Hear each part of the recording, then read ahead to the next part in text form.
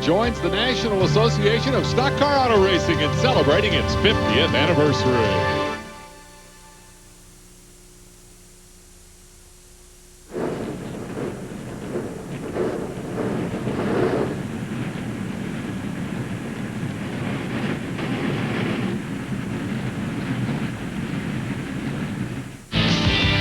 In the Goody's Dash Series, it's the year of the double. Robert Hot Rod Huffman has won twice, leads the points. David Hutto, also a two-time winner, 5th ranked on the year. And a pair of checkers for Mike Swaim Jr., and the total is 3 winners in 6 races. But consistency close to the top has put Ricky Bryant 2nd in points and ready for Bristol.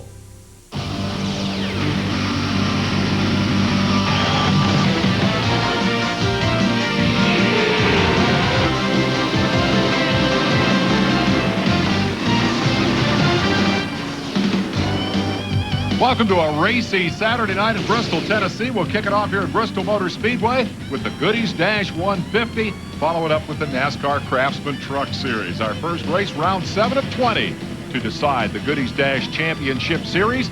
Robert Huffman comes in as the series point leader, just short of 1,000 points. Ricky Bryant still looking for his first win of the year. 2nd in the standings. John Redmond didn't qualify so well tonight. Doc Brewer and David Hutto, a 2-time winner, rounding out your top 5. Hello, everyone. I'm Dave Despain with Benny Parsons, getting set for a big night of short track racing. Benny, the series has a great history here, 15 races over 25 years. But tonight, the interesting thing, I think, is those 2 champions sitting there on the front row. The 2 very young champions sitting on the front row. Mike Swaim Jr., last year's champion, just 22 years old. And David Hutto, the 1995 champion, 21 years old today, starting on the front row. Happy birthday to him. No time to waste. They've cranked him up. Let's hear from the guy who's going to cover pit road tonight, Marty Reed. Robert Huffman is the points leader, but he's starting 14th tonight, and he's got 2 poles this season. Normally he does better in qualifying, except here. He says, I've always had a tough time here at Bristol and at Daytona. Daytona, he qualified 26th, but he is the one driver in the entire series that has finished in the top 10 in all 6 races so far this year. Bristol's a tough place to qualify. Here's how they line up. Mike Swaim and Hutto, we've talked about the 2 champs. Keith Wilson is a Rookie of the Year contender on Father's Day weekend. Jake Hopgood, a 2nd-generation star. 6th, Ricky Bryant, 2nd in the points. Ernie Yarborough back there in 10th place is Cale's nephew. Doc Brewer is Terry Labonte's personal physician. And there's Robert Huffman lining up at 14th spot. Taking on back through the field. Benny, what are those little numbers over there? Well, you see the V6 on the right as we see 16 through 30 positions. Some of these cars have V6s, some have inline 4-cylinders. We've noted the V6s on the right side. All the rest of the cars will run at inline 4-cylinder. They have about the same horsepower because of the restriction on compression ratio. At the end of the day, it looks like a pretty even mix, particularly up toward the front of the field. We'll have onboard cameras tonight. Liberty Printing, Jimmy Gross is carrying a camera. This is an anniversary present from his wife, Debbie. Happy anniversary, Jimmy. Ernie Yarborough will be carrying an onboard camera. The Speed Tech Auto Racing School is the Ford that Ernie Yarborough will be piloting tonight. Chris Hall carries an onboard camera. The Respironics, Dixie Medical Association. Respironics helps you sleep. We both need that. Christian Elder also an onboard camera. The great clips for hair. We don't need that. You've been paying attention, haven't you? Well, we've got birthdays, we've got anniversaries, we've got Father's Day, and we're going to find out who's going to celebrate here tonight at Bristol Motor Speedway, which may be as tough a place as there is in the world to race. The front stretch, back stretch, 650 feet. Folks, trust me, it does not feel like it's nearly that long. About 50 feet would be more like it. The corners are banked 36 degrees. The straightaways are even banked 16 degrees. I heard the description this weekend that the pace laps here are like driving around the inside of a garbage disposal, and the green flag is when somebody flips the switch and turns it on. It's a very, very busy racetrack. The 55 car has gone to the back of the field. The Jasper Motors entry of Steve Barnes here. It qualified 27th, but they made an engine change, I believe, that sent him to the back. Well, he must be concerned about the car. There's no reason for him to go to the back, but he must have some concerns about the durability of the automobile. So better to be out of the way. You definitely do not want to have trouble in the middle of traffic here. Quick report from Marty before we get the green. Mike Swaim Jr. just made his car out on the grid on time. they had a shock problem. They got in there and realized that they had cracked the mount. It was a lucky catch.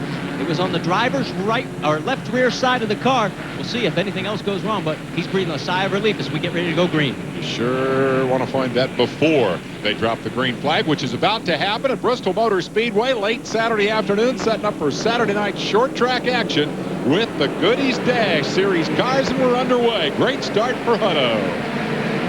And here comes Swaim.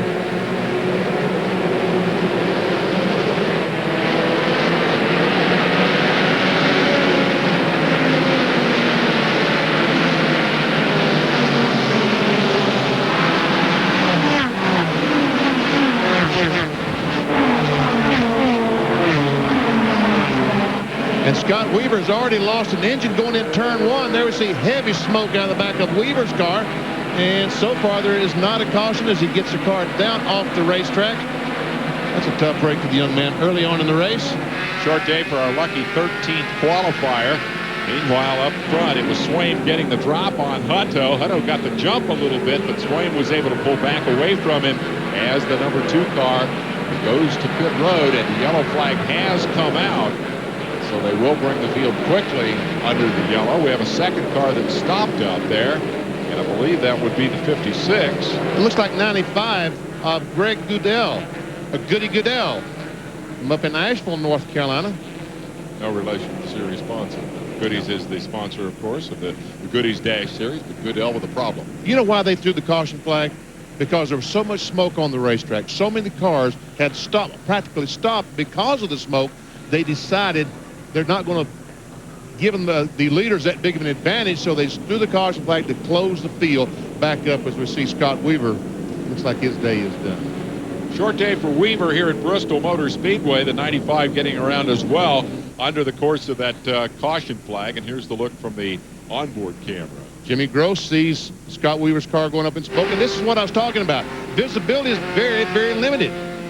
And we see Gross is one of the cars that backed off, went to the apron of the racetrack, and he can see nothing. And NASCAR said, look, some guys lost so much space on the racetrack. Let's throw the caution, let them close back up. That's no way to start the thing out, to spread the field all the way around this high bank half-mile oval. So I think that's a good call, although it's a bit frustrating for those who are the victim of the engine failure that led to the problem in the first place. Scott looks like he's done for the day. We're under the first caution of the evening, a long evening and exciting racing. Goodies Dash and Trucks from Bristol.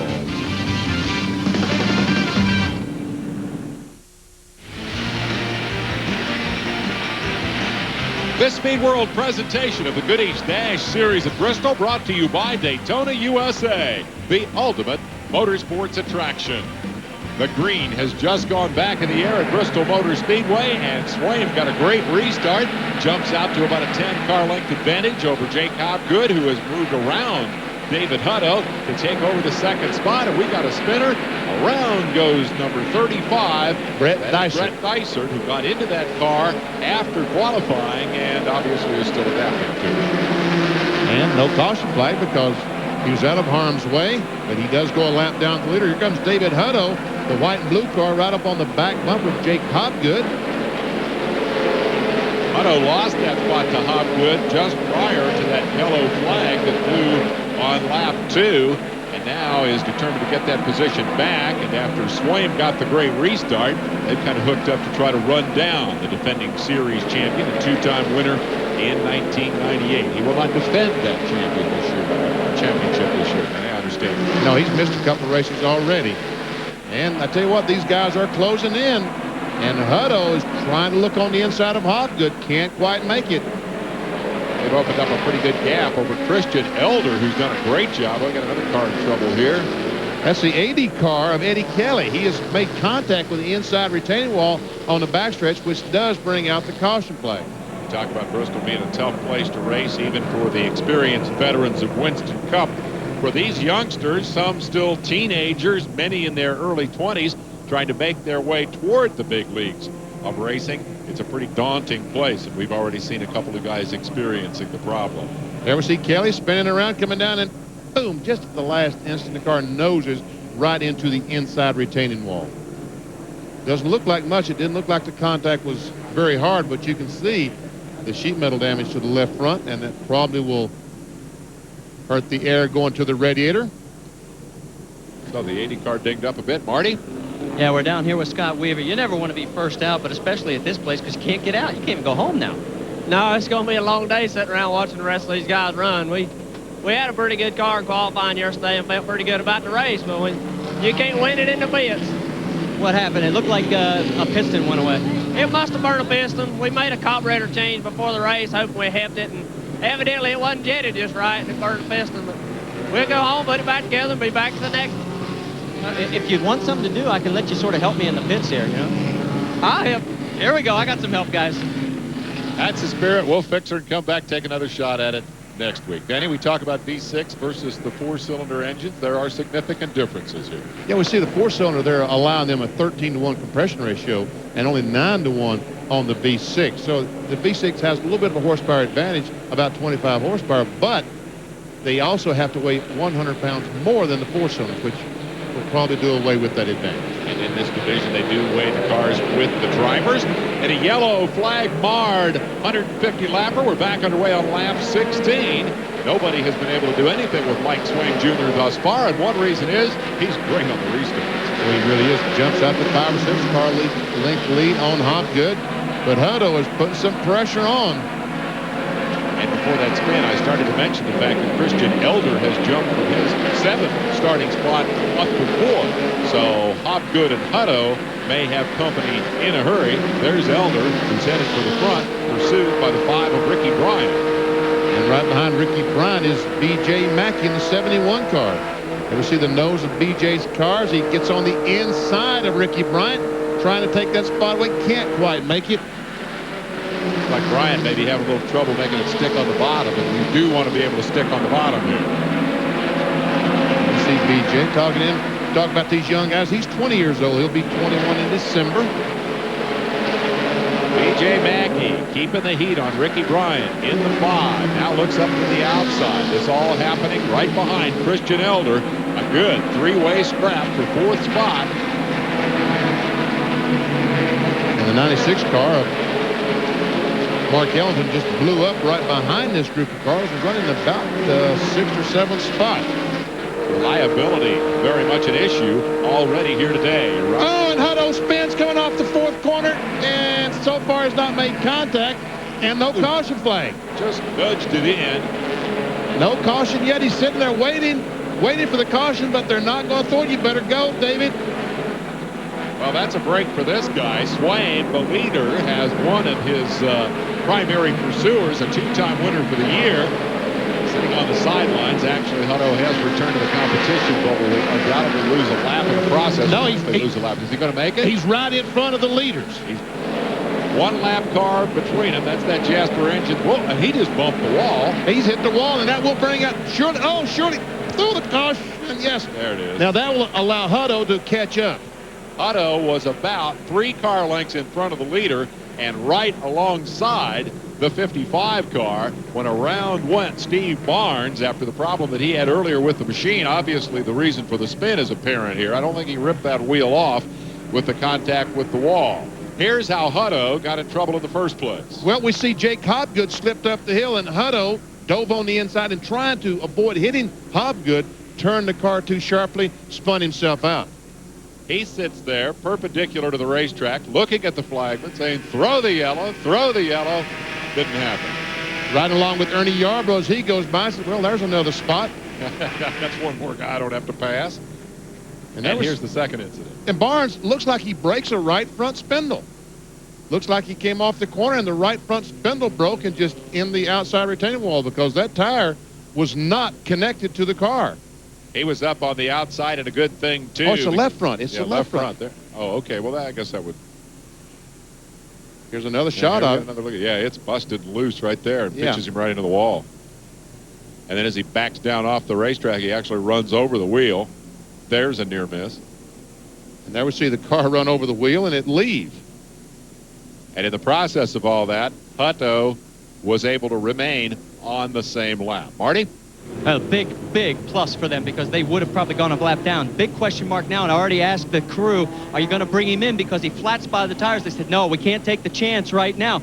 But They did tip me off that they don't think tires can go the whole distance here. They're going to have to make at least one change. These cars will make a stop for fuel anyway and are allowed to make any kind of tire changes they like under green or yellow. So Hutto has already dodged one bullet. We'll take a break and be back with more. Big racing weekend on ESPN. The Card FedEx Championship cars headed for Portland. The Budweiser G.I. Joe's 200 coming up tomorrow, 5 o'clock Eastern time. That's a left coast race, thus the different time start. You got Alex Zanardi leading the points over Greg Moore. They are best of friends, of course. This was the site of the closest kart finish in history, 27 thousandths of a second last year. Blundell over DeFerrin. We'll look for a replay tomorrow here on ESPN. Hope you'll tune in for that. Well, one of the keys at Bristol is missing the wreck Ernie Yarborough did. Just barely, I might add. As Steve Barnes was sliding across the racetrack, there we see Ernie Yarborough, the 22 car. We saw the other angle of that from the camera up high. Didn't look all that close, but I'll tell you what, when you're sitting in the cockpit, it looked real close. Looking through the windshield, I'm sure it looked awfully close. Yeah, I'll tell you, this is a tight, narrow little racetrack, and the unbelievable thing is that they have, in fact, moved the walls out. Yes, they did. They brought out both straightaway walls out about 4 feet. Jimmy Gross sees the cars take off. Green flag is out. We've had 4 cautions already. We're only 27 laps into a scheduled 150 lapper. Swaim again gets the good start.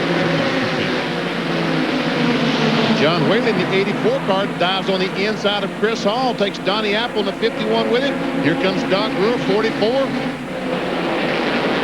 Chris Hall may have a problem with that car. He is, for the record, the only driver in the field as we go on board with Chris who has previously raced at Brands Hatch. Brands Hatch, by the way, is a racetrack in England. Most of you may have never even heard of that place because stock car racers typically do not come from there. He came to the States, became a driving instructor at Road Atlanta, right across the street from Lanier Raceway, where these cars run once a year. Got intrigued by oval racing, and here he is, a Goodies Dash regular. Take you back through the field summary here. It's been a Swaim Hobgood show. However, we have seen Hutto. Oh, we got a trouble. Rusty Wise is in the inside wall hard as he came off turn 4. Goodies Dash drivers having a very tough time with Bristol today.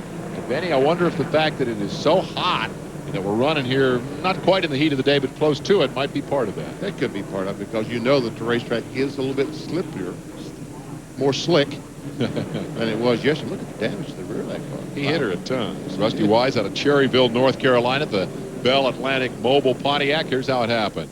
Here comes off the corner. There you see him. He just loses control. And watch this. Man, he slams in that inside wall. A lot of damage to that car. And our 5th yellow flag of the day. What was that? A spring went bouncing down the racetrack? Bounced off the right rear. Chris Hall saw it this way.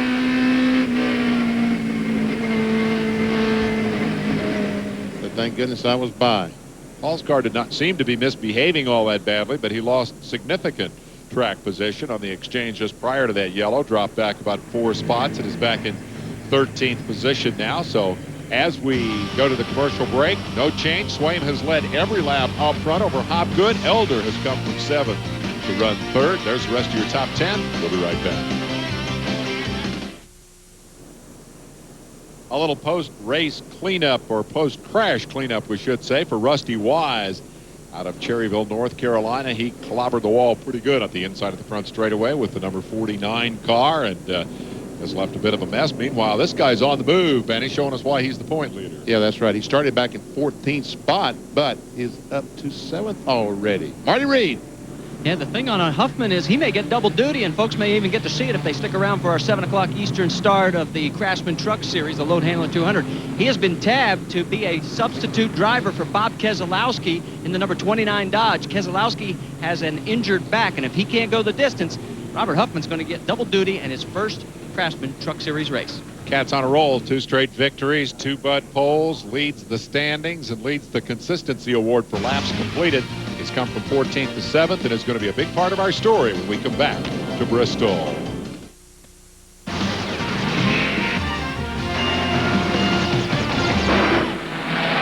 Speed World has the Goodies Dash cars at Bristol Motor Speedway. They've just gone back to green, and Mike Swain Jr., the defending series champion who has led every lap today, just gave us a pretty good indication of how good that car is, Benny. He ran it off in the corner there and pulled 2 car lengths on Will Hobgood. Jake Hobgood is chasing him. Hobgood is trying to claw back and get some of that back. It's a mighty good car. It sure is. Ricky Bryan, meanwhile, is trying to take a look on the inside of Christian Elder. He goes down on the inside down straightaway, but when we get to the corner, Elder comes down the hill, and Bryan is not close enough to really going in there. That's been our best race of the day so far, with Mackey in the middle of that most of the time, the 71. There's David Hutto as he tries to work his way back through the field. Where is he? Well, he's 14th. He's come a long way back after spinning and going nearly a lap down. Yes, he has. We were questioning the strategy there, not choosing to pit after the spin to change those flat spotted tires. I wonder if that was too early for them to have reached the fuel window. Evidently it was, as he goes by. Car just passed him on the outside. Man. Look at David Hutto go. That's the car on the outside. There's Donnie Apple, the 51 car. Chris Hall, the 33. He's gone by all these cars. These are not slouches, ladies and gentlemen, that he's driving by. Donnie Apple is the 9th-ranked driver in the series. Hutto just blew by him on the outside. This is the car that started on the outside pole, spun early. Here's your race for 3rd as Elder continues to try to hold off the persistent advance of Bryant with Mackey and now Yarborough in hot pursuit. And Yarborough, and we see Robert Huffman back there as well, is on the back bumper of Ernie Yarborough. Ernie that time came off the corner, and once again Bryant goes down on the inside, but he just can't get far enough along to take that position away. He does that long enough, he'll get around it. Christian's leaving at the bottom of the racetrack, but Christian's car is every bit as quick coming up off the corner, and as a result, Bryant has not been able to do anything with him. Live traffic ahead.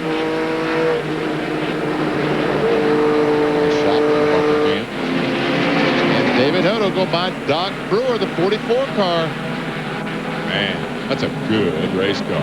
And remember, this is still with the flat spotted tires on. Oh, and Ernie Yarborough spun up in 3 and 4. He's made contact with the outside retaining wall, and there's no caution flag. No caution flag as David Hutto goes by. There's the look of Yarborough's car as he continues to truck here. Spun around, gathered it back up, and keeps on keeping on, but will fall from that battle for the tail end of the top 5. Problem is he really doesn't have a rear spoiler because he's knocked the back end of the car down. As you can see the damage to the rear, we see there's 64 car of Jake Hobgood, and now Christian Elder's right on the back, his back bumper. Couple of car lengths difference, maybe make it 3. Here's a look at what happened to Yarborough from his onboard camera. He goes in the corner and he ran up. We heard the bang as he backed to the fence. He ran up on B.J. Mackey so fast that he basically slammed on the brakes and spun his car out trying to avoid hitting B.J. Mackey. He was already into the turn when he hit the brakes a tad too hard. You could ease the brakes on at that point, but you don't want to jam it. Look at this. Picking up a spot. Bryant finally works his way around as the battle continues, and that is going to drop Christian Elder back a spot. Elder's car seems to be going away a little bit. He had been up there contending. What more trouble? This is the 71 going around. That would be B.J. Mackey. Did I read that right, Benny? Looks like B.J. is spun down in the corner. He's right on the sun, but yeah, sure enough, that's the 71. So again, those in that battle for 4th, 5th, 6th, and 7th positions having trouble. First it was Yarborough, now it's Mackey. Mackey falls in behind John Redmond, 3rd in the points, but struggling this weekend. At least B.J. Mackey has a rear spoiler. Get back in the fence like Ernie did. Back up front, there's still the leader, Mike Swain Jr., the yellow Pennzoil car, and also Jake Hobgood, the Wins car. Now he's not letting him get away, although Mike Swain might be just keeping him that spot in the rearview mirror. Let's get more on Swain's situation from trackside. Well, I managed to talk to crew chief Ron Fox, and he said he is reporting that the car is getting a little bit loose, but obviously not loose enough for anybody to catch it, guys. That's as good a loose race car as I've seen. Oh, we've got a John Redmond, I think, is crashed up in the corner, right in front of the leaders. Caution flag is out. And right behind the 76 ball. There he is. John Redmond out of Fairfax Station, Virginia, has had a terrible weekend here at Bristol. He came in third in the points, qualified, what was it, Benny? 28th, I think, and now has crashed the car. So this narrow and difficult high bank short track has not been at all good to one of the contenders for the 98 championship. They got some regrouping to do. But boy, these caution flags are really working into David Hutto's hands as he works through these cars and gets closer and closer to the front. Caution flag comes out and lets him close up. Look at you see the front end is almost gone, or is very loose on John Redmond's car. Yeah, the inspectors will be keeping an eye on that to make sure everything's battened down before they send him back out. Dave Heitzaus, the 18 car, has made his way to pit road. Again, these cars have to make a pit stop. They cannot make it all the way, but Heitzaus is saying, well, look, I can make it from here on the rest of the way, so that's why they're choosing to pit. Oh, they got a problem. That's another reason they're pitting. On lap 55 of 150, here's a look at the spin that sent Redmond into the wall. That's on Jimmy Gross's Liberty printing car.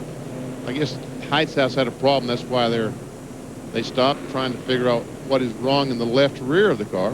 Get out from under there. Let me let this thing down. We'll get him back out on the racetrack before we lose any more track position. Yeah, that was definitely not routine. We have yet to see the first routine pit stop, although another car coming down pit road now is Christian Elder at the 35-mile-per-hour speed limit. We'll see if this is routine. See, cleaning the grill off. They're putting gasoline in the car. B.J. Mackey's coming down pit road. Donnie Apple. And once again, they're looking under the left side of his car, just like the 18 car of Heitzaus. Ever see Donnie Apple's car sitting in there? B.J. Mackey. Marty, what's going on with the left rear of these cars?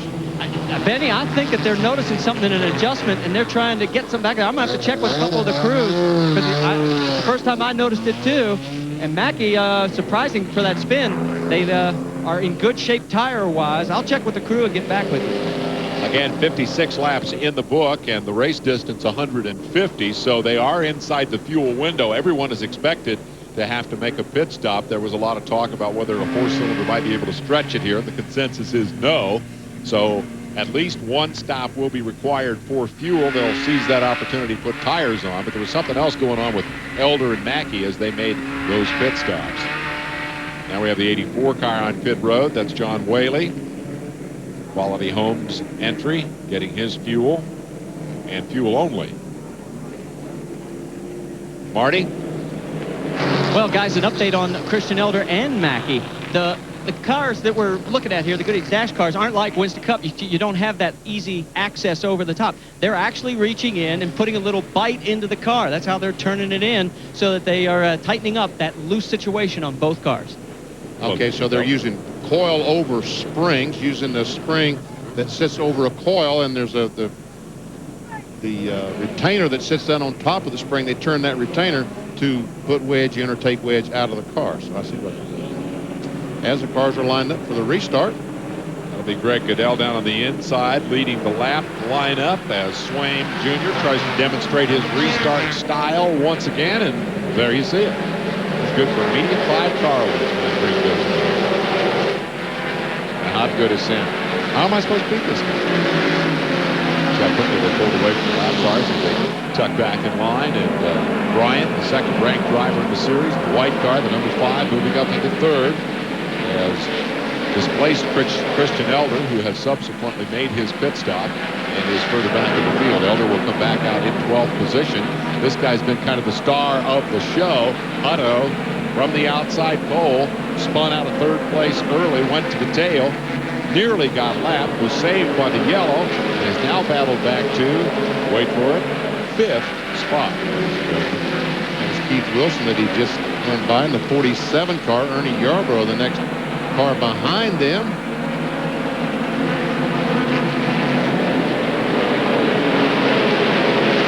These cars have their roots in the short track world, but the drivers are shooting for the Winston Cup stars. Benny, when you watch this field of cars and these drivers, you got to feel good about the future of NASCAR and who the successors are going to be for current group of stars. I keep telling everyone that there's a tremendous amount of talent in the Goodies Dash Series, and we're talking about very young talent. And David Hutto, something is broken in the car.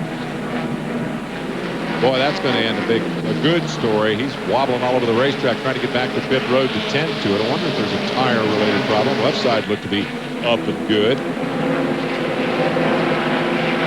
I'm guessing he might have broken the rear sway bar, rear anti-sway bar, or panhard bar, something like that.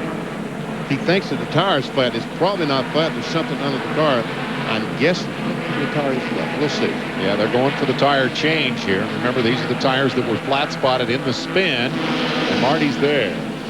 Yeah, and I'm trying to get a look on these tires, guys. Unfortunately, I'm on the wrong side of the car.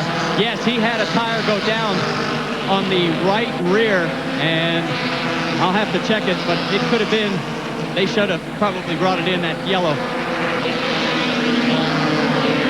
Well, it's taken a while to get it replaced, too. This is where the problem began for Hutto as the field go streaming by and things twitching and weaving all over the racetrack. Sure looks like it's got a flat tire. Maybe that's just the problem. It is the right rear tire was flat. And he's back out there, so evidently that was the problem. Oh, we got a crash up in the, looks like Ernie Yarborough again. Yes, it is. The 22 car is spun again, and caution flag is out. Second time today. The nephew of Cale Yarborough has had contact with the wall. He was running 6th at the time of the incident. The first time around, I believe he was in the top 4. So again, he's been successful in battling back from adversity, but this time he whacked her pretty good and has made life a good deal more difficult. I guess he was doing okay without that rear spoiler, so maybe he just doesn't need it, Benny. Well, maybe he doesn't. He will rejoin the field. We'll see where, but you can see there's a glimpse of that the tail end of the 22 car. Ernie Yarborough Ford. We're going to take a commercial break and come back with more. We're at Bristol on the short track. We've just gone back to green at Bristol, Tennessee, where the 97 champion Mike Swain Jr. continues to lead. But look who's here. The yellow and white car, about dead center in your screen right now, is now the 3rd place car, and that is Robert Huffman. He's your series point leader. He didn't qualify at all well this weekend, but he is on the move right now. Hello, Hopgood. You got company. Able to get by Ricky Bryant in the 5 car in the last few laps just before the caution flag. First and second place drivers in the series right there. The yellow and the blue and white car.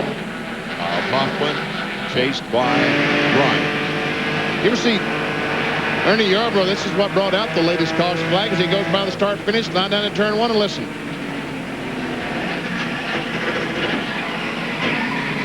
Car with the back end knocked down the way it is just does not have enough rear spoiler. This is Christian Elder, the great clips for hair, as he just gets by on the outside. He does get by. And that's the key. A lot of guys having long, hard days here today, but a good race going on right now for 2nd, 3rd, and 4th position as Bryant tries the outside, hoping to come back around Huffman, and Huffman starting to go to work on Hopgood. I'm sorry I led you astray. That is not Bryant. That's David Hutto that's trying to get a lap back. That's Hutto. And meanwhile, about for 2nd spot as Robert Huffman gets on the inside of Jake Hopgood. Now remember, Hutto is now 3 laps down after the long pit stop to make the change. They had trouble getting that right rear off the car, so he's 3 laps down, but he's obviously as fast as the best cars out there chasing Huffman, and they're leaving Hopgood behind. Hopgood's car is not getting any better here on this now 76 lap old run, much of which has been under yellow. So for Hutto, it's kind of a bragging rights thing at this point. 2-time winner, trouble for the 84 car. Around goes John Whaley for the 2nd time today. Gathers it back up, no car move.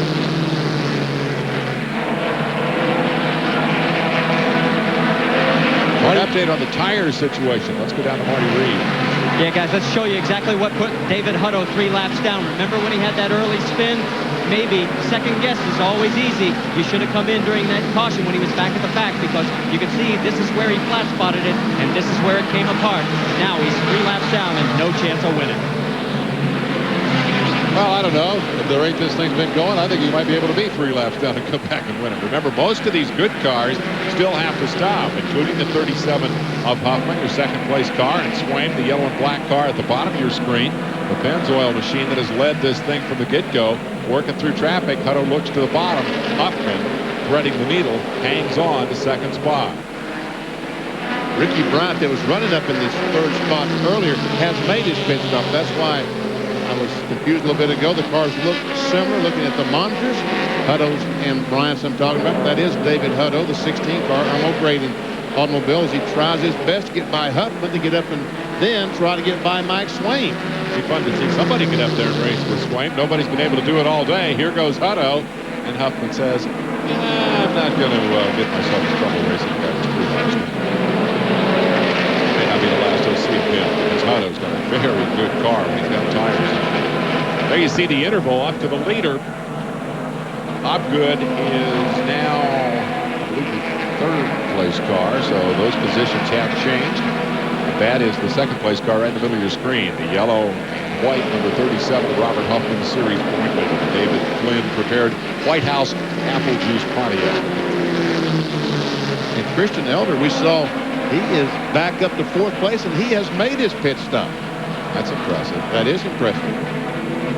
So he'll definitely. Now we've got another car spun coming off the second corner. Oh, and is that the leader that spun, or Jimmy Gross has spun, trying to avoid? I guess it's Jimmy Gross. Is that 26 or 28? That's 28, isn't it? 28 car. And David Hutto. Swaim is involved in it. And that was David Hutto also involved in the crash, I do believe. The leaders all tangled up at turn 2.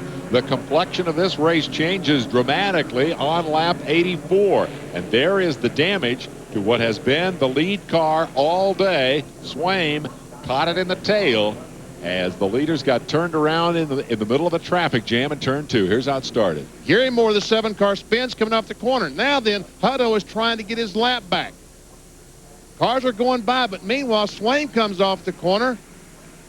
And we see Swaim as, I don't know if just he spun for some reason. Here comes Hutto and runs in the back of Mike Swaim. Let's see if we can see what happened to Mike Swaim. Oh, I hope it isn't what I said. Oh, yeah, he gets bumped by David Hutto. Around he goes, and Hutto will run into him once again. Now watch, right there goes your new leader. That was Robert Huffman, who slipped by and avoided this by about 3 inches and will now be the leader of the race when we go back to green. Here's the view from Chris Hall. Well, he gets by and no problem, but meanwhile, David Hutto trying to race the 28 car back, gets in the back of Mike Swaim Jr. and around he goes. Tough break. Swaim will be unhappy about that. He saw the problem, checked up. Huffman says, this is my opportunity to get to pit road under this caution as the leader and go for the routine tire change. Or not. I don't see him going to tires. Meanwhile, the leader will pull in. Also to pit. Marty's there. We're looking on the damage on the right rear, and believe it or not, guys, this is very light, and there's nothing rubbing. And it looks like right now they'll just make an adjustment, again, reaching up on that shock to tighten up the looseness. He's back out. They will not change tires. We talked to the teams. They felt that they could go late in the race. They wanted to have the fresh tires for those last 25 laps. That's probably why Huffman didn't take tires at this time either. We saw how well Yarborough's car worked with the rear end damage. If the same is true for Mike Swaim Jr., that could still be a pretty good race car. We'll take a break and be back. At Bristol Motor Speedway, the Goodies Dash 150 has been a mixed bag for our 3 two-time winners that you met at the top of the show. Hutto is out of the race with the damage that he sustained in that last incident as we get back for the restart. And the restart has Christian Elder, B.J. Mackey, Donnie Apple. Those are the first 3 cars. And George Crenshaw, the 07, gets between Mackey and the leader. Just joined us. Elder got there by making his pit stop early, and then the crashes that have taken out most, or at least damaged the cars most recently, of the leader Mike Swaim Jr. and the other guys that have run up front here most of the day. 4th place car is Ricky Bryant, the 5 car. So there's the first 4 cars in the picture. Battle for 3rd spot between Bryant and Donnie Apple. Bryant stands to be a big winner in this deal. Again, he hasn't won a race this year, but consistency has him second in the points. And Huffman, who elected to make his pit stop under that yellow, has come back out in 8th place. Hutto's out of the race. Let's hear from him. Yeah, some birthday present, huh? Man, just bad luck. Had a good car, won the fastest on the racetrack. Had a few unfortunate incidents out there, but, you know, I can't complain. We had a good car. And we might get back out there. You know, I just like to thank my sponsors, Unity Cash, almost ready to Eddie Dodge, and I might say hey to all the people at home. Too bad we didn't do it, but get them next time. Are you second-guessing yourself right now on not changing those tires up when you had that first flat spot? Well, the car was still good, but, you know, the car, after we changed the right rear on that last stop, and it really hooked the car up. It was a little loose, but, you know, we had a good car. Just had it happen. Guys, he has 5 top 10 finishes in 6 races. He's not going to get one today. Hoffman, meanwhile, is on the march. There's the 26 car as Swaim continues to also regroup after that incident. But Hoffman has come from 9th on the restart to 6th now. And they have the best car out there. He's working on Brewer. The 4 car sits in 5th spot. That's Will Hopgood, I believe, in the 65 car that's behind him. Yes, it is. That's Jake's father. Former series champ, 3rd in the points the last 2 years. One of the most successful and most popular drivers in the history of the Dash Series. We talk about the young kids. Will's been around this game a long time, and now is passing on his savvy to his kids. And Ricky Bryant goes by B.J. Mackey, takes over 2nd spot, and now tries to work his way to Christian Elder. He said that Bryant has not won a race this year. He's trying his best to do something about that here at Bristol Motor Speedway. Boy is on the move. He can do a lot of things. He can build them. He can drive them. He was Rookie of the Year and the Series Champion and the Mechanic of the Year in the ARCA 4-cylinder class 1 year. That's a pretty significant set of accomplishments when you put them all together as one driver. Now we see the Jimmy Gross car being overtaken by Robert Huffman. Huffman goes around. Will Hopgood tries his best to follow. Hoffman into 4th, headed for the front, trying to win 3 in a row. Traffic tells the story. Consistency is the key in all forms of NASCAR competition. He's been top 10 every week. His 2 victories back-to-back at Hudson, North Carolina and Lanier Raceway, of which we spoke a moment ago. The last 2 series races. He'd love to make it 3 today at Bristol. We're at the 2/3 mark. 101 of 150 laps now in the book as this traffic jam continues. Swaim Jr., who led all of the race until that incident that brought out the last caution, is now in the middle of this log jam, sitting in 8th spot. And look at this. Ricky Bryant, the 5 car, has caught Christian Elder. This is for the lead. Christian's got company, and that's a mighty good race car in pursuit of the 21. Number 5, Bryant. Come from 6th starting spot, soldiered along consistently, quietly, kept himself out of trouble, now has a shot at the top spot.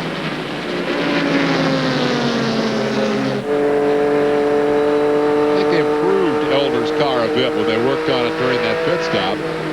Oh, we got a crash. One of the Hopgoods is spun. Looks like Jake. And the 64, and is that Chris Hall in 33? Sure yes, enough. it is.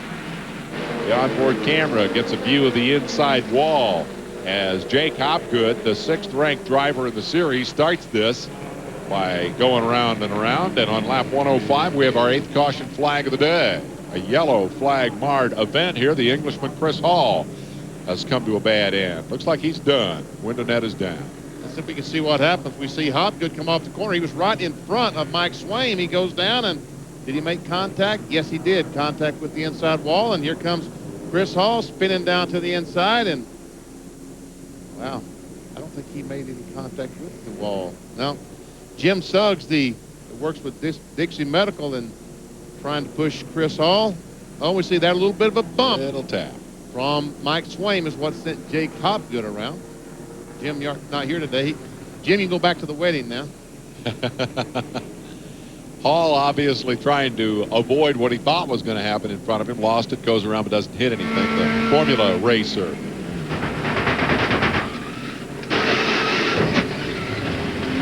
Wow, that's a nasty looking sound, wasn't it? I continue to be amazed. Nasty hearing sound, I should say. Exactly. I continue to be amazed at how noisy it is when you crash.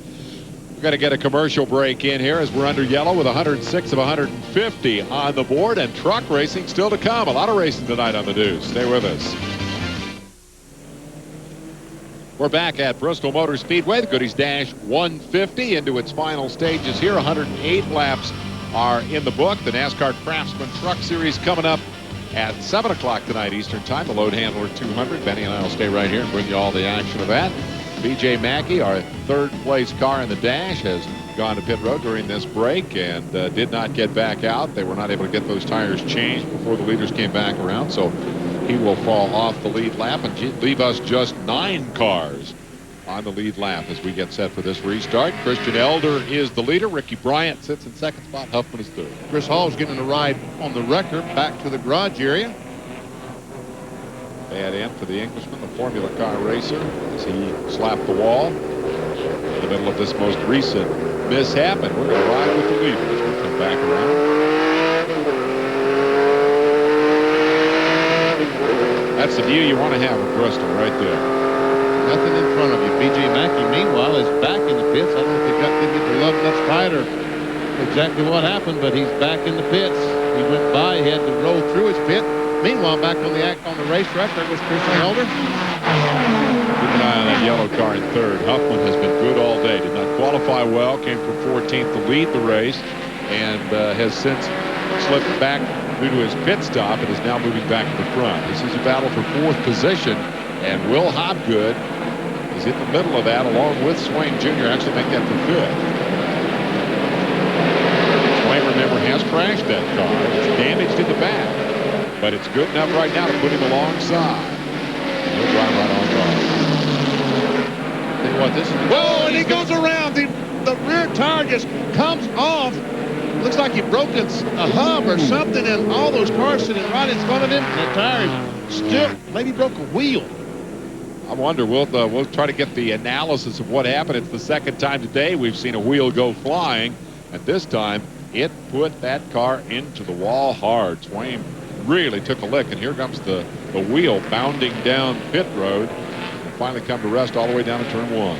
It's still going. Well, it's still going. It's going to try to make it to turn 2. That's a pretty hard hit. Yes, it is a very, very hard hit. We see where the tire has just almost ripped the back of the car off. That looks like an axle shaft or something at the very rear. It's like he broke a hub or wheel or something on the right rear. That looks like the axle shaft that's almost out of the car. We'll see what it looked like from Swain's viewpoint. Man, goes around, hits pretty hard with the left side of the car, and there we see the tire bouncing around. And he's facing all that traffic as he goes by, and Hobgood just barely he must have been a little scared when he saw Jake Hobgood coming. Remember, he's the guy that made contact with Jake just a moment ago. Another shot is all of a sudden the right rear tire just leaves.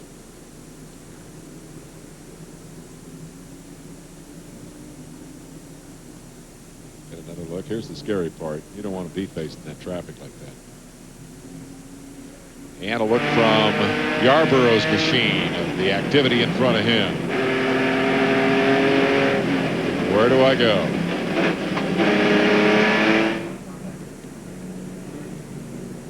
Well, the crew tending to Swain Jr. The window net is down. The offending parts revealed here by the ESPN2 camera. We'll take a commercial break and come back with more. 35 laps remain in the 150 lap. We're here for the Goodies Dash cars. Let's go to Marty Reed. Yeah, and the best picture I can show you is Mike Swain, and you're okay? Yeah, I'm just fine. You know, it's an unfortunate break for the Pennzoil Pontiac team. We had a real good race car, and guys have worked so hard all week and just get this car ready. And we were a little loose. We tightened the car up a little bit on the pit stop, and we thought we were going to be okay. But I guess something maybe in the right rear broke. I don't know. The axle's hanging out of it now, so something must have come off the car and sent us into the wall. But I'd like to thank Pennzoil and Pontiac for all their support. Guys, we got to let him go. They want to take him in, check him out, make sure everything's okay. Well, it got way loose when the right rear broke. And here's what it looked like. About right here is where it breaks. The right rear just leaves the car, tears up the back end as it goes, and add insult to injury, the wall tears the left side of the car up. And that wall says, I'm getting out of here. There's cars coming. I don't want to get hit. Let's check out the tire as there we see it coming, and it will go by our camera position. Now this is in turn 3. It made it, or turn 4, and it made it all the way back around to turn 2. Parts and pieces bounding along with it here. It's the net result of all this. Christian Elder will continue to lead over Bryant and Huffman. Will Hopgood and Brewer rounding out your top 5. Doc has come from 11th starting spot. Hopgood, as you can see, now this is not Jake. This is Will Hopgood, his dad, from 24th to 4th. And now we're getting an indication that they're probably going to stop this race to complete the cleanup. Is that logical? I guess they've got trouble getting the remains of Swaim's car off the racetrack. We'll take you back and show you the entire field and where your favorite driver is. Just 8 cars remain on the lead lap. But Benny, this last 30-odd laps is going to be pretty interesting here. We've seen a lot of activity and excitement. It's been a tough race to lead. Repeatedly, we've seen leaders get tangled up or in trouble. They've gone to the pits. We've had a variety of different pit strategies, and be pretty tough to see call who's going to win this. But cars out is a big telling statistic here. A lot of good cars have gone by the wayside today. There is the most recent victim of mechanical problems, but Swaim Jr. is okay. Last year's champion. We're going to take a break and come back with more. At Bristol Motor Speedway, we have a red flag to enable the safety workers, the crews, to get Mike Swaim Jr.'s car off the racetrack. We'll take that opportunity to remind you that we've got drag racing coming up tomorrow on ABC. Outside Columbus, Ohio, it will be the Pontiac Nationals from National Trail Raceway. And the ABC coverage of that will start at 5 o'clock Eastern Time with the final rounds for Top Fuel, Funny Car, and Pro Stock. What are they, up around 330 miles an hour now? Pretty impressive stuff when the fuel cars run. There is the red flag. And Benny, that car was beat up so badly that they couldn't drag it off the racetrack with a wrecker, so they had to bring in a rollback, and it was obvious that that was going to take a while, and so they have red flagged the event. And they're having trouble getting it on the rollback. You see, the thing is supposed to go on there straight at 180 degrees or whatever. It's now at about 90 degrees, and they're trying their best to get the front end to go over so they can get it on, and are they going to be successful? Those boys are going to have to push real hard. Yes. They got 2 of them. They need about 10 if they're going to try to pick up the front of that car. What do they weigh? 2,800, 2,650? That weighs 2,750 with the driver, and Mike Swaim, it's about 2,600 pounds. Of course, he knocked a couple hundred pounds off of it, so about 20. But it's still more than 2 guys can pick up. 80 pounds, though, as that wheel and tire went bouncing all the way down to turn 2. There's your happy anniversary message that accompanies the onboard camera today. This is Jimmy Gross's onboard camera. His wife, Debbie. This is their first anniversary. They came here last year. We're married at Bristol, raced, and then they went on their honeymoon. So this is the first anniversary, and she decided that she ought to that he should have a camera for this race and tell everyone they're celebrating their first anniversary.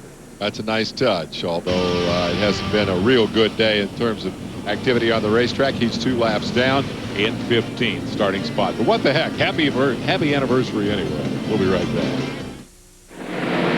We're back at Bristol. We're live. We've just gone back to green. Christian Elder in the silver car is the leader of the race. B.J. Mackey a lap down right there in the 71 car. And Robert Huffman in the yellow and white sits in second. He has just worked his way around Ricky Bryant, the second-ranked driver in the series in the 5. And Bryant is now trying very hard to get that position back. As a matter of fact, I think B.J. Mackey's about 3 laps down, but he's trying to get one of them back as hard as he can. And right now he should be faster because he, in fact, has changed right-side tires on that 71 car, but the rest of these cars have not changed since the drop of the green flag. Elder is your leader. B.J. Mackey racing him hard. It's okay to wreck him, B.J., or to race him, B.J., but don't wreck him here. You're 3 laps down. He wants to get one of them back and does. And Elder gives up the bottom of the racetrack, and Huffman says, I'll go right into that hole and race you for the lead. There they are, the top 3 cars, the leaders side by side. Huffman gets a fender out in front. Robert Huffman, the series leader, takes the lead on lap 123 of 150. And here comes Bryant underneath for second spot. Not a good couple of laps for Christian Elder. And there's a slow car right in front of him. Oh, 3 abreast and almost in contact, but Elder hangs onto that second spot. Bryant had to let off just a little bit more than Christian did. And so at the end of the day, since the restart, Bryant ends up the big loser. He dropped from second to third. Elder has lost the lead to Robert Huffman. Huffman has checked out. Look at that gap. Wow. He's closing up the back bumper of B.J. Mackey. Trying to put Mackey back once again 3 laps down. Christian let you by, but I'm not about to. Well, Christian Elder working his way up and down the starting order. Started in 7th spot, bends the lead, now slips back to 2nd spot. Brian didn't finish with him yet. Now he's trying to take a look down the backstretch, trying to take a look on the inside. If Christian comes down the hill, blocks that move. Be very careful here at Bristol that you don't drop those left side tires down onto the flat. Now, in the wall he goes. Hard cut now down the inside wall. Heavy contact, and the caution flag is out. They will discuss that one after the race, I guarantee you. Did Mackey get back in front of Huffman there at the yellow to go just 2 laps down? Not enough laps left, I don't think, for it to matter at 129 of 150. And again, a leader, a front runner, struck by trouble here. Christian Elder clips the wall outside turn 2 with a little bit of help from Bryant. See him moving around in the car. Once again, look on the outside. He goes in the corner. And there we see the contact. Just slight contact with enough. And, I mean, he slammed that wall. I'm talking about Christian Elder in the 21. Heavy contact. You see debris flying every place. We see it all the time, Benny, in the Winston Cup races here. It doesn't take much of a nudge. And that car on the outside is in the wall. Yes, heavy damage. Here's the one that really tells the tale. I think this should be Christian Elder's bumper cam view.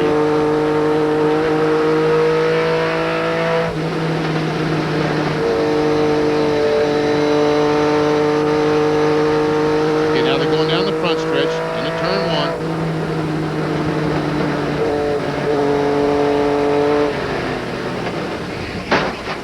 Boom.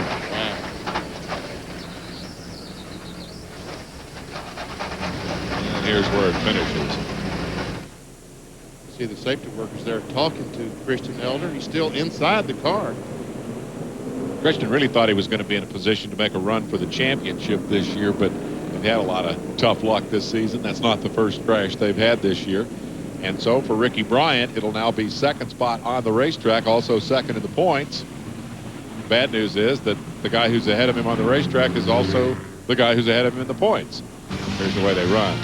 As we approach the finish here, 131 of 150 complete. We'll be back with more right after this.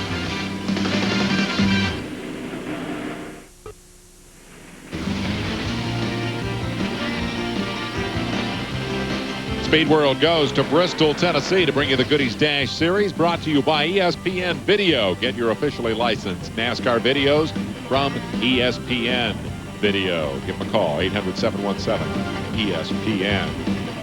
Now we got a bunch up for the highlight reel today. Most recently, this. Ricky Bryant in the 5 car. A little bit of contact with the 21 car, Christian Elder, and Elder hard contact with the outside retaining wall. Even the camera said, ouch. Elder will be listed 17th in the order when they go back to a single file restart. We are now inside the 25 to go window as parts and pieces go flying. It'll be Huffman, Bryant, Hobgood, Brewer, and Wilson, your top 5. We haven't said a lot about Doc Brewer today. He's had a good day as he continues his quest for the championship. There's Bryant, 2nd in the points. If he can move up a spot on the racetrack, it will help him to try to reel in Robert Huffman, the point leader. There's Christian Elder's car as it goes in on the hook. So David Watson and the boys over in Boone, North Carolina will have a lot of work to do to fix the 21 car. Elder 23rd in the series points coming in a year in which he thought he was going to be a contender for the championship. Field starting to scrub and warm tires here as we get set to get him back under green. 133 in the book. And Benny, it's been a crash fest. Youngsters coming to this very difficult racetrack and learning some hard lessons today. Yes, again, that's the roughest thing about motorsports and auto racing is the lessons that you learn are so doggone hard. There's nothing easy about this sport. And when you go to a racetrack that's really tough like Bristol, You're right. These guys are having trouble adapting to a very tough racetrack. 10 years from now, we'll come back here for Winston Cup competition, and we'll see some of these guys with a whole lot more Bristol experience under their belt. And you know what? Don't be surprised if the same thing happens to them then, because experience is no guarantee that you won't have trouble at Bristol. Even the Cup guys oftentimes struggle here. It's a tough old racetrack. Green is back in the air. Let's see if we can run it clean and green to the end here and see if anybody can do anything with the series leader, Robert Huffman. He's got a good restart.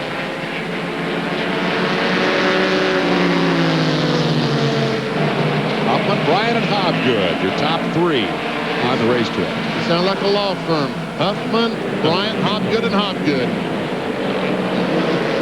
Will Hobgood, I should make that distinction. It's Will Hobgood, dad, in third, and Jake Hobgood, his kid, and now somewhat distant fourth. And yes, there is another Hobgood waiting in the wings to move up and become a race car driver.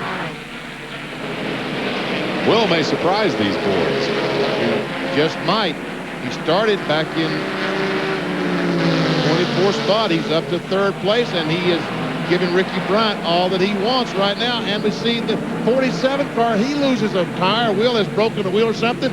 The car is sitting on the backstretch. That will bring the caution flag out. Keith Wilson had a good run going. Third time today we've seen a wheel go bouncing. Broken axles, broken spindles. The race will not end under caution in this division, by the way. So at lap 38, as we go back to our, whatever it was, our 9th caution of the day, I believe. And that tire is still going. May lap him. Yeah, exactly, it might. Never see Keith Wilson, the 47 car, and all of a sudden, a tire just leaves the right front. I guess he broke I would think, broke a right front hub or possibly a wheel. And I thought that he hit the wall. Actually, he did not hit the wall. Doesn't look like he did. No. Did a great job getting it off the wall, but unfortunately, Jimmy Gross, he sees all this and sees Keith Wilson going up the racetrack. Says, "Oh boy, that's another spot." What's a greedy bunch, these racetrack drivers? You know that? They won't cut you any slack. Did I say 9th caution? It's the 11th caution of the day, and that's about 10 too many. Well, they'll get the hook on here, but again, we alluded to it. The race will not end under caution. They do the green-white checker thing and guarantee a 2-lap run to the finish in any circumstance. So Bryant will get at least one more shot at Huffman. We're a little over an hour away from the start of the NASCAR Craftsman Truck Series Load Handler 200. That also coming your way on the news tonight. Live, 7 o'clock. Benny and I going to grab a couple more barbecue sandwiches and fuel up for 200 laps for the trucks. Last year, the day after his birthday, Hornaday led every lap. Today, he comes back, sits on the pole. There are the trucks. Lining up and get set to go. Oh, it'll be a good show, Benny. Sure should. Let's see the 91 truck being pushed over to the scales. I'm impressed with Hobgood. From 24th starting spot. Granted, it's been that kind of a race. We've had a lot of attrition. We've had a lot of guys up and down the ladder. We have only 6 cars remaining on the lead lap, but still to go from 24th to 1st to Bristol is a pretty decent accomplishment. It's going to mean a lot for Huffman and his efforts to claim this 2nd series championship. He won it back in 1990, went away and has come back and is now once again contending for the title. There you see Hobgood from 24th. And Yarborough, well, he's crashed twice and is still 5th. In the lead lap. Yeah, in the lead lap. Decent. Doc Brewer, Terry Labonte's personal position, riding in 6th spot. Gandy, the first driver, a lap down. He changed cars after qualifying. Actually didn't make the show. Got into somebody else's car and now sits in 7th spot. So I guess that's not a bad day. But look at that. From 20th on back, out of the field. A lot of those cars with damage. It's been an expensive weekend here for the Goody Dash cars. As we watch this Dave Height's house go by with his engine smoking in the 18 car, so he isn't long to the world. You see him back in 18th spot. I would think Cale Yarborough would be proud of his nephew today. 5th spot, top 5, not bad after a couple of incidents. There's your perfect Father's Day weekend picture right there. Will Hobgood leading his kid Jake around the racetrack, each with a shot at the victory here this afternoon. Jake, it would not be smart to spin your dad out the day before Father's Day. That's Jake, the son, in 64. The father is in 65. So, Jake, don't do it. I'm telling you, don't do it. I love that Andretti commercial that where Mario describes his first first pass when Michael passed him the first time. Adios, Dada. Yeah, well, maybe not today. We'll see. The Hopgood family haven't had it here. Jake's little brother has been his crew chief. Little brother's 17 years old. Says in the bio sheet he's been a crew chief 3 years. Do the math. He was a Goodies Dash crew chief when he was 14 years old. Well, he wasn't old enough to drive. That was his problem, see? I got to be the crew chief. Now he is old enough and does make occasional starts in the series. The racing roots run deep in the Hopgood family. It looks to me like we're going to go green here pretty soon. I don't see anything around the racetrack. The lights appear to be off the... No, they're still on, aren't they? Yeah, sure are. They wanted to go for the third straight lap. So we'll hope next time we get them back underway and figure out who's going to win this thing. Hoffman's had a good car all day. We've alluded to it a couple of times. I think it's going to be tough for anybody to get around him. But with the kind of racing, the kind of unpredictability that we've seen in this event, there are certainly no givens, no sure things. Robert Huffman could be a pretty impressive third consecutive victory. Not easy to do in any division of NASCAR. If he can pull that off today, that'll be good. Ricky Bryant today, the 5 car that's running in second place, we've seen some flashes of brilliance in that car today. We've seen the car when it appeared to be very, very fast. And then other times, did not seem to be that fast, right? We'll have to see what happens here with just 7 laps to go and to get the green flag. Which car is going to rear its head? Is it the slow one or the fast one? It's going to be any that long green business. He's going to get one quick shot at Huffman. You're looking at a 15-second lap here, so it won't take long to finish it if this thing stays green. Huffman won the title, as we said, in 1990. He was just a kid then. He's 30 years old now. Comes back to try to win a second title in 1998. He could take a big step in that direction if he can win this one here today. Here we go. With 7 to go. Green is up. And Bryant Hopgood is on the inside. He's going to take that spot away. I'm talking about Will Hopgood. But Bryant fights back, but he can't. Oh, and Jake got into Bryant big time. Big time, heavy contact with both those cars, and other cars are spinning down the inside. Meanwhile, they're coming back to the caution flag once again. Man. Well, Jake didn't hit Dad anyway. Hoffman says, man, this thing is never going to end. Jake Hopgood into the back of the second-ranked driver in the series. Huffman is saying thank you, Jake, because Ricky Bryant is going to lose ground to the point leader, Robert Huffman, as a result of that incident right there. Boy, that was heavy contact. He hit him hard, He hit him really hard. See if we can figure it out here. There we see the 65 car. He goes by Bryant, and Bryant he backed off the throttle. I don't think there was contact with Will Hopgood. He backed off because he didn't have his angle right to get off the corner, and he was trying to slow down so he could get off the corner properly. And Jake just plowed in the back of that 5 car. Look at that. Looked like Jake stayed in the gas because he thought he was going to be able to get down low enough to get by him, and maybe the front pushed up just a little bit. Boy, when he hit him hard because Bryant was out of the gas trying to keep the car from turning around. Won another Watch shot. him here. He's trying to go underneath him. Thinks he's got him cleared, and then it just pushed up, washed up the racetrack. That's right. You're exactly right. He thought he was going to be able to just drive under, so he was mashing the gas as hard as he could. But and meanwhile, there's that George Crenshaw in the 07, the white car, and another car spun on the inside. Get the wreckage back there behind him, trying to miss the mess.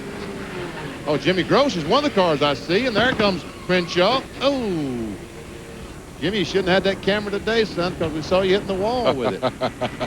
Not the picture you want to send to America. It has been a crash fest at Bristol in this late afternoon as we get set for the truck race later on with a somewhat more experienced field of NASCAR touring drivers.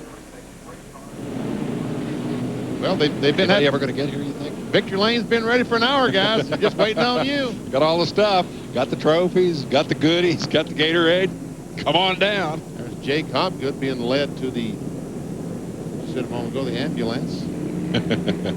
Yeah, in the kid's defense, he, you know, I mean, it looked like a bit of a bonehead move because he hit him so hard. But again, I think Jake thought he was going to be able to get by. And for Bryant, he was kind of helpless there. Once Will got by him on the bottom, he gave up the bottom of the racetrack. Bryant couldn't get back down to make the corner. Once he got up in the loose stuff, he had no choice but to let off the throttle, and there's the consequence of it. 2 fairly well torn up race cars. And approaching the conclusion of regulation length, as they say, with 146 laps in the book.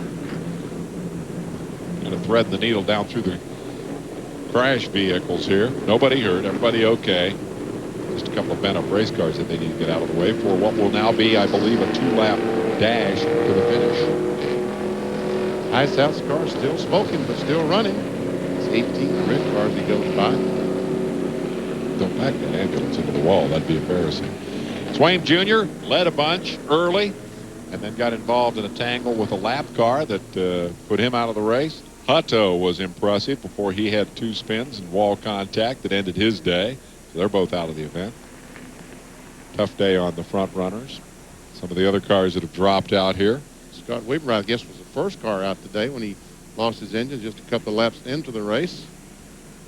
In all, I believe we've lost 15 on the day. And we have only 4 cars now left on the lead lap. And Huffman's got to worry about Will Hopgood. Yes, he does. Will Hopgood, a former series champion, 3rd in the points the last couple of years. I think this is his first start this year. He has not been campaigning the series this year. Pretty much concentrating on helping the boys now.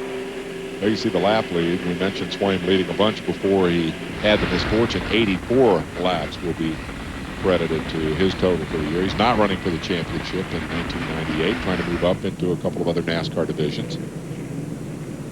There's Will. Second place runner.